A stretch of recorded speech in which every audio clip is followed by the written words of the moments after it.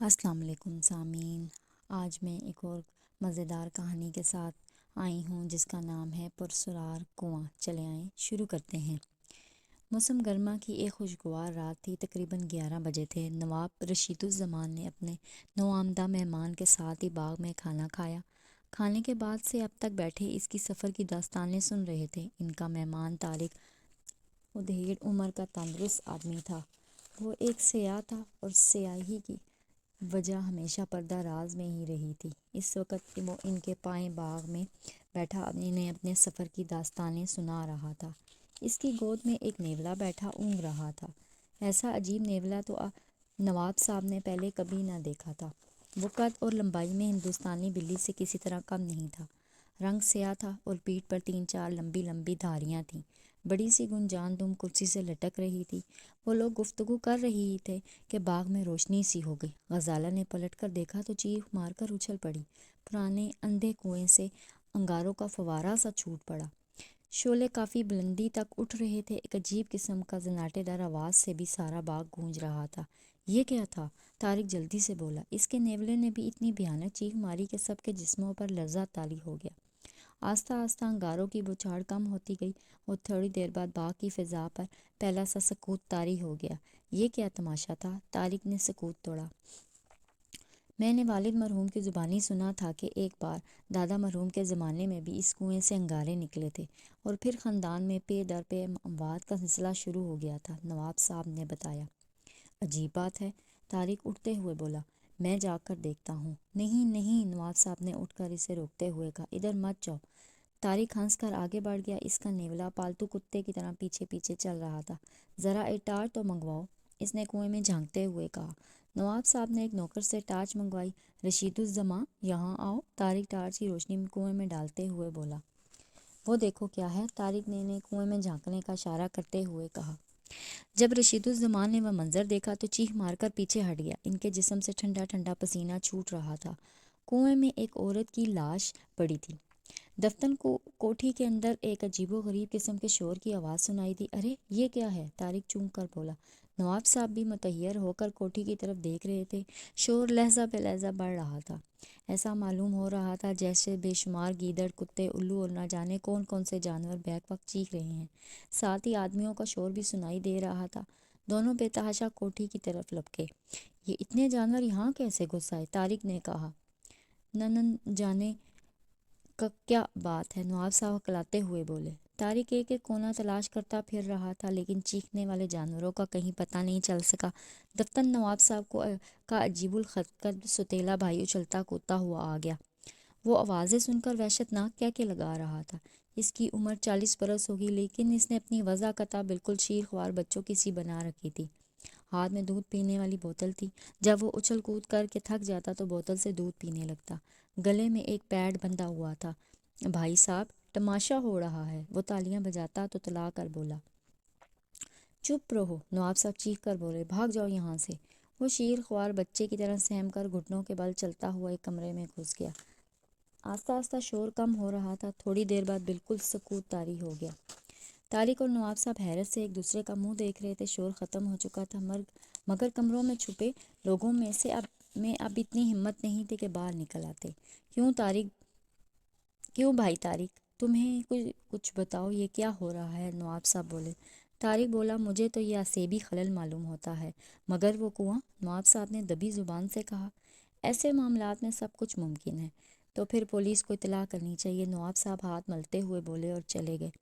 طارق پھر بائیں باغ میں آ گیا اور وہ تھوڑی دیر تک کھڑا کچھ سوچتا رہا، پھر آہستہ آہستہ چلتا کنویں کے قریب آ گیا۔ ہاتھ میں دبی ہوئی ٹارچ کی روشنی کنویں پر پڑ رہی تھی۔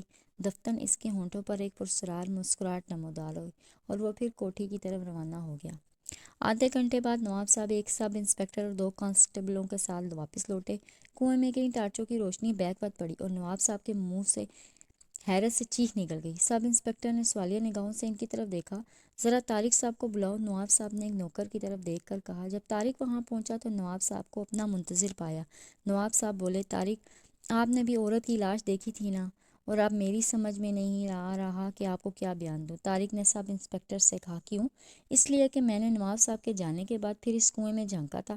اس بار میں نے عورت کے بجائے مرد کی لاش دیکھی اور اب وہاں کچھ بھی نہیں۔ نواب صاحب نے بےتابی سے کنویں کی طرف اشارہ کرتے ہوئے کہا، اچھا؟ طارق نے کہا اور کنویں کی طرف بڑھا۔ دوسرے ہی لمحے اس کی ٹارچ کی روشنی کنویں پر پڑ رہی تھی۔ وہاں کچھ بھی نہیں تھا۔ کیا اسی کنویں سے چنگاریاں بھی نکلی تھیں؟ سب انسپکٹر نے کہا، ہاں۔ تب تو یہ عصابی معاملہ معلوم ہوتا ہے۔ ہم لوگ بھلا اس میں کیا کر سکیں گے؟ اور کچھ آواز کا بھی تو آپ نے تذکرہ کیا تھا۔ جی ہاں، وہ کوٹھی کے اندر سے سنائی دی تھی، طارق بولا۔ سب انسپکٹر نے کہا، اچھا تو نواب صاحب اب اجازت چاہوں گا۔ پولیس والے نواب صاحب کی کار پر رخصت کر دیے گئے۔ اس رات کے بعد سے نواب صاحب کی کوٹھی میں روزانہ نت نئی وارداتیں ہونے لگیں۔ نواب صاحب کے سوتیلے بھائی پرویز کی حالت اس وقت قابل دید ہوتی۔ جیسے ہی جانوروں کی آوازیں سنائی دیتی وہ اچھل کود مچا دیتا۔ اس کے لیے 3 پہلوان ملازم رکھے گئے تھے جو اسے گود میں اٹھائے پھرا کرتے تھے۔ وہ شروع سے ایسا نہ تھا، بلکہ 8 سال قبل اس کی یہ حالت ہو گئی تھی۔ شروع میں نواب صاحب کی بیٹی غزالہ کا بھی یہی خیال تھا کہ یہ کوئی عصبی معاملہ ہے، لیکن کئی عاملوں اور سادوں کے عمل کر کے تھک ہار جانے کے بعد انہیں یقین ہو گیا کہ یہ ثانی سازش ہے۔ اس نے نواب صاحب سے بھی اس کا تذکرہ کیا تھا۔ غزالہ نے سونے کی کوشش کی لیکن نیند نہ آ سکی۔ غزالہ جس کھڑکی کے قریب بیٹھی تھی اس کا رخ باغ کی طرف تھا۔ وہ بیٹھے بیٹھے دفتن چونک پڑی۔ ایک تاریک سایہ آہستہ آہستہ کنویں کی طرف رینگ رہا تھا۔ غزالہ کا دل دھڑکنے لگا۔ سایہ کنویں کے قریب جا کر رک گیا۔ اس نے اپنے کندھے سے کوئی چیز اتاری اور کنویں کی جگت کے قریب جا کر رک گیا۔ غزالہ بری طرح کانپ رہی تھی۔ اسے ایسا محسوس ہو رہا تھا جیسے اس کا حلق بند ہو رہا ہے اور اب وہ کبھی نہیں بول سکتی۔ یہی سوچتے سوچتے وہ وہیں کرسی کی پشت سے ٹیک لگا کر گہری نیند سو گئی۔ دفتن شور کی آواز سن کر وہ جاگ اٹھی۔ اس نے کھڑکی سے دیکھا، کنویں کے گرد لوگوں کی بھیڑ لگی ہوئی تھی۔ غزالہ جھپٹ کر باہر نکلی۔ ابھی وہ چند قدم ہی گئی تھی کہ اس نے دیکھا کہ 2 نوکر پرویز کو اٹھائے کوٹھی کی طرف لا رہے تھے۔ ان کے پیچھے نواب صاحب اور طارق تھے۔ پرویز کو ایک صوفے پر لٹا دیا گیا۔ وہ گہرے سانس لے رہا تھا۔ فوراً ہی ایک ڈاکٹر کو بلایا گیا جس نے اطمینان دلایا تھا گھبرانے کی کوئی بات نہیں، چند معمولی تدابیر اختیار کرنے پر وہ بولنے کے قابل ہو گیا۔ میلی دودھ پینے کی چھی۔ پرویز اٹھ کر بیٹھتے ہوئے بولا، ابھی منگوائے دیتا ہوں، نواب صاحب بولے۔ پرویز کی دودھ پینے کی بوتل کنویں کی جگت کے قریب ٹوٹی پڑی تھی۔ اسی دن شام کو غزالہ نے نواب صاحب سے فریدی صاحب کا تذکرہ کیا، جو ایک دوست کی توسط سے پتہ چلا تھا کہ وہ محکمہ سراغ رسانی میں انسپکٹر تھے۔ میں سوچ رہی ہوں کیوں نہ اس معاملے میں فریدی صاحب کی مدد لی جائے۔ مگر وہ کیوں ہی آنے لگے؟ آئیں گے کیوں نہیں؟ میں نے سنا ہے کہ آج کل وہ اور ان کا اسسٹنٹ 3 ماہ کی چھٹی پر ہیں۔ میرا خیال ہے کہ اگر میں ان سے استدعا کروں تو وہ انکار نہیں کریں گے۔ نواب صاحب کی اجازت ملنے پر غزالہ 7 بجے شام کی گاڑی سے شہر روانہ ہو گئی۔ غزالہ اسٹیشن سے ٹیکسی کر کے فریدی کے گھر پہنچی۔ وہ گھر پر موجود نہیں تھا۔ سارجنٹ حمید ریڈیو پر گانے سن رہا تھا۔ کیا فریدی صاحب تشریف نہیں رکھتے؟ غزالہ نے پوچھا۔ کہیں گئے ہیں۔ خیر میں ان کا انتظار کروں گی۔ تھوڑی دیر بعد چائے آ گئی۔ تبھی برآمدے میں قدموں کی آہٹ سنائی دی اور فریدی انگریزی سروں پر سیٹی بجاتا ہوا کمرے میں داخل ہوا۔ ارے غزالہ خانم، خیریت؟ فریدی نے دروازے میں رک کر کہا۔ دونوں کھڑے ہو گئے۔ کب آئیں؟ فریدی نے غزالہ سے پوچھا۔ تقریباً 1 گھنٹے سے آپ کا انتظار کر رہی ہوں۔ اسٹیشن سے اتر کر سیدھی ادھر ہی آئی ہوں۔ اور حمید صاحب آپ کو محض چائے پر ٹال رہے ہیں، بیٹھے بیٹھے؟ پھر حمید کی طرف مڑ کر بولا، ارے وہی کھانے کے لیے کہو۔ کھانا ختم ہوا تو غزالہ نے فریدی صاحب کو تمام حالات بتائے اور انہیں اپنے ساتھ چلنے کو کہا۔ پھر غزالہ اٹھتی ہوئی بولی، اچھا تو میں چلتی ہوں۔ اسٹیشن پر 3 بجے آپ لوگوں کا انتظار کروں گی۔ بہت اچھا، فریدی اسے الوداع کہتے ہوئے بولا۔ غزالہ دونوں کا اسٹیشن پر انتظار کر رہی تھی۔ فریدی اور حمید وقت پر پہنچ گئے۔ ان کا سامان ایک فرسٹ کلاس کمپارٹمنٹ میں رکھ دیا گیا۔ تقریباً 6 بجے وہ لوگ دراب نگر پہنچ گئے۔ کوٹھی میں داخل ہوتے ہی غزالہ کا دل بری طرح دھڑکنے لگا۔ صحن میں 2-3 کانسٹیبل کھڑے تھے۔ کچھ اس قسم کی پریشان کن آوازیں سنائی دے رہی تھیں جیسے کوئی حادثہ ہو گیا ہو۔ غزالہ فریدی اور حمید کو پیچھے چھوڑ کر بے تحاشا بھاگی۔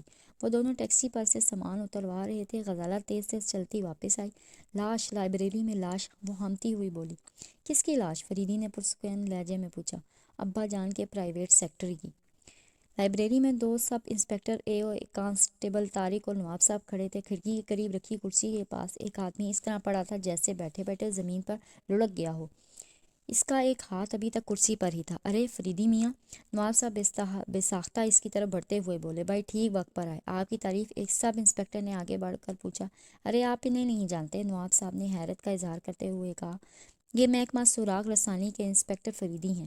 کیا یہ رات میں باہر بیٹھا کرتا تھا؟ فریدی نے نواب صاحب سے پوچھا۔ نہیں، کل ہی میں نے اسے کتاب تلاش کرنے کے لیے یہاں بھیجا تھا۔ میرا خیال تھا کہ وہ کتاب تلاش کر کے اپنے کمرے میں آ گیا ہوگا۔ اتنے میں ڈاکٹر آ گیا۔ موت واقعہ ہوئے تقریباً 4-5 گھنٹے ہو چکے ہیں، ڈاکٹر نے سر اٹھا کر کہا۔ موت کی وجہ؟ فریدی نے پوچھا۔ اچانک قلب کی حرکت بند ہو گئی، ڈاکٹر نے بتایا۔ نواب صاحب، کیا یہ یہاں روز رات کو کوئی بیٹھا کرتا ہے؟ فریدی نے پوچھا۔ میں خود بلا نغہ 2-3 گھنٹے یہاں بیٹھ کر پڑھتا ہوں۔ ٹھیک؟ فریدی نے میز پر پڑی ہوئی کشتی نما ٹوپی اٹھاتے ہوئے کہا۔ یہ غالباً اسی کی ٹوپی ہے۔ نہیں، میری ہے۔ آپ کون سا تیل استعمال کرتے ہیں؟ فریدی نے اچانک پوچھا۔ کوئی نہیں، نواب صاحب اپنے گنجے سر پر ہاتھ پھیرتے کر بھیجتے ہوئے بولے۔ فریدی کھڑکی کے قریب کھڑا ہو گیا، کچھ دیر سوچتا رہا، پھر نواب صاحب کی طرف مڑ کر بولا۔ آپ اس کرسی پر بیٹھ کے پڑھتے ہیں؟ ہاں۔ اس نے کھڑکی سے باہر سر نکال کر ادھر ادھر دیکھا اور نواب صاحب کے پاس لوٹ آیا۔ ذرا 2 منٹ کے لیے اس کرسی پر بیٹھ جائیے، فریدی نے لاش کے قریب والی کرسی کی طرف اشارہ کرتے ہوئے کہا۔ نواب صاحب کرسی پر بیٹھ گئے۔ اور اب یہ ٹوپی پہن لیجیے، فریدی نے میز پر پڑی ہوئی ٹوپی کی طرف اشارہ کرتے ہوئے کہا۔ نواب صاحب نے ٹوپی پہن لی۔ فریدی تھوڑی دیر انہیں دیکھتا رہا، پھر پوچھا۔ کیا آپ پڑھتے ہوئے پانی پیتے ہیں؟ نواب صاحب بولے۔ جی ہاں، قریبی میز پر سراہی رکھی تھی، اسی سے پانی پیتا ہوں۔ ہائیں، وہ سراہی کہاں گئی؟ میں 1 منٹ آیا، فریدی نے حمید کا ہاتھ پکڑا اور اسے باہر لے جاتے ہوئے کہا۔ دونوں لائبریری کی پشت پر آ کر کھڑے ہو گئے۔ دیکھ رہے ہو حمید، فریدی نے کہا، کھڑکی سے صرف نواب صاحب کی ٹوپی دکھائی دے رہی ہے۔ ان کی پیٹھ ہماری طرف ہے اور اس کھڑکی کی اونچائی بھی تم دیکھ رہے ہو۔ تو کیا؟ حمید کی آنکھوں سے حیرت کی جھلکیاں دکھائی دیں۔ تم یہی ٹھہرو اور ان کا خیال رکھنا، فریدی نے کھڑکی کے نیچے پڑے ٹوٹے سراہی کے ٹھیکروں کی طرف اشارہ کرتے ہوئے کہا۔ حمید اسے حیرت سے دیکھنے لگا۔ ان پر کڑی نظر رکھنا، کوئی انہیں چھونے نہ پائے، فریدی نے کہا اور لائبریری میں چلا گیا۔ نواب صاحب اس کی طرف دیکھنے لگے۔ اب اگر آپ لوگ دلچسپ تماشا دیکھنا چاہیں تو میرے ساتھ آئیے، فریدی ہیڈ کانسٹیبل کی طرف مڑ کر بولا۔ دیوان جی، آپ یہیں لاش کے پاس ٹھہریے۔ ہیڈ کانسٹیبل کے علاوہ باقی لوگ فریدی کے ساتھ لائبریری کی پشت پر آ گئے۔ ایک کمرے کی کھڑکی میں لٹکے پیتل کے بڑے سے حلقے میں ایک سفید رنگ کا بھاری بھرکم طوطا بیٹھا اونگ رہا تھا۔ کیا آپ اسے یہاں منگوا سکتے ہیں؟ فریدی نے نواب صاحب سے کہا۔ نواب صاحب کے اشارے پر ایک نوکر طوطے کو کھڑکی سے اتار لایا۔ فریدی کھڑکی کے نیچے پڑے ٹھیکروں کی طرف بڑھا۔ ایک بڑا سا ٹھیکرا جس میں تھوڑا سا پانی تھا اٹھا کر طوطے کے قریب لایا اور اس کی چونچ سے لگا دیا۔ طوطا پانی پینے لگا۔ ذرا ایک خالی بوتل تو منگوائیے، فریدی نے نواب صاحب سے کہا۔ فریدی نے طوطے کا حلقہ اپنے ہاتھوں میں لے لیا اور اس کی تیز نگاہیں طوطے کا گہرا جائزہ لے رہی تھیں۔ حمید، باقیہ ٹھیکروں کا پانی احتیاط سے اس بوتل میں ڈال لو، فریدی نے بوتل نوکر کے ہاتھ سے لے کر حمید کی طرف بڑھاتے ہوئے کہا۔ ہر چند کے معاملات بہتوں کے سمجھ میں نہیں آ رہے تھے، لیکن ہر ایک کی نظر طوطے کی طرف لگی ہوئی تھی۔ یک بیک طوطے نے پھڑپھڑانا شروع کیا اور دیکھتے ہی دیکھتے وہ ہلکے سے لڑک کر زمین پر جھول گیا۔ ارے، یہ تو مر گیا! نواب صاحب کی آنکھیں حیرت سے پھٹی ہوئی تھیں۔ فریدی ان کی بات سنی انسنی کر کے سب انسپکٹر پولیس کی طرف مڑا۔ داروغہ جی، آپ سیکرٹری کی لاش پوسٹ مارٹم کے لیے بھجوا سکتے ہیں اور ساتھ ساتھ یہ مردہ طوطا بھی۔ تو کیا سب انسپکٹر اس سے آگے نہ کہہ سکا۔ جی ہاں، جس زہر نے طوطے کی جان لی وہ اس سیکرٹری کی موت کا بھی باعث بنا ہے، فریدی نے پرسکون لہجے میں کہا۔ زہر؟ نواز صاحب کے منہ سے بے اختیار نکلا۔ جناب والا، فریدی نے کد جھکتے ہوئے کہا، اور یہ بھی واضح رہے کہ زہر دینے والا کا نشانہ خود آپ تھے۔ یہ تو کہیے کہ سیکرٹری کی قضا آئی تھی۔ سب لوگ پھر لائبریری میں چلے آئے۔ فریدی کی گفتگو سن کر غزالہ کی حالت غیر ہو رہی تھی۔ سیکرٹری کی موت کا باعث غالباً آپ کی ٹوپی ہے، فریدی نے کہا۔ نواب صاحب نے ٹوپی کو لے کر سونگھا اور سر ہلانے لگے۔ ایسی ہی خوشبو اس کے سر میں بھی موجود ہے، فریدی نے لاش کی طرف اشارہ کر کے کہا۔ رات پڑتے وقت شاید اس نے آپ کی ٹوپی پہن لی تھی۔ میں نے آپ کو یہ ٹوپی پہن کر کرسی پہ بیٹھنے کے لیے کہا تھا۔ باہر جا کر دیکھا تو ادھر سے صرف آپ کا سر نظر آ رہا تھا اور پشت میری طرف تھی۔ زہر دینے والا سمجھا شاید آپ ہی لائبریری میں بیٹھے ہوئے ہیں۔ میں نے آپ سے پانی پینے کے متعلق پوچھا تھا، قاتل آپ کی اس عادت سے واقف تھا۔ اس نے پیچھے سے ہی ہاتھ بڑھا کر میز میں رکھی سراہی میں زہر ڈال دیا۔ آپ کا سیکرٹری بھی غالباً کثرت سے سگریٹ پیتا تھا اور گرمیوں میں سگریٹ پینے کے بعد پیاس ضرور معلوم ہوتی ہے۔ مرحوم نے سراہی کا پانی پیا اور پھر تو آپ جانتے ہیں، قاتل بعد میں اپنی اس حرکت کا نتیجہ دیکھنے آیا اور جلدی میں سراہی کو ہاتھ مار کر نیچے گرا دیا۔ اس نے یہ بھی نہ سوچا کہ سراہی ٹوٹنے کی آواز سن کر قریب کے لوگ جاگ بھی سکتے ہیں۔ بہرحال نواز صاحب، آپ کو احتیاط سے کام لینا چاہیے۔ ایک سیکرٹری کی جان لینے کے لیے اتنا ادھم مچانے کی کیا ضرورت ہو سکتی ہے؟ ادھم سے کیا مطلب؟ نواب صاحب بولے۔ جانوروں کی موتیں، وحشی درندوں کی آوازیں اور آگ اگلتا ہوا کنواں، فریدی نے کہا اور سامنے کی دیوار پر نظریں گاڑ دیں۔ وہ کچھ سوچ رہا تھا۔ سب انسپکٹر لاش اٹھوانے کا انتظام کرنے لگا۔ تھوڑی دیر بعد ناشتے کا سامان آ گیا۔ سب لوگ ایک بڑی میز کے گرد بیٹھ گئے۔ آپ نے کون سی کتاب ڈھونڈنے کے لیے اسے بھیجا تھا؟ ایک علمی نسخہ جو اسی عمارت کے متعلق تھا، فریدی یک بیک اچھل پڑا۔ پوچھا، کوئی خاص بات تھی اس میں؟ وہ کتنی پرانی تھی؟ فریدی نے کہا۔ ٹھہرو، میں ابھی دکھاتا ہوں، نواب صاحب نے اٹھتے ہوئے کہا۔ بیکار ہے، فریدی نے انہیں بیٹھنے کا اشارہ کرتے ہوئے کہا۔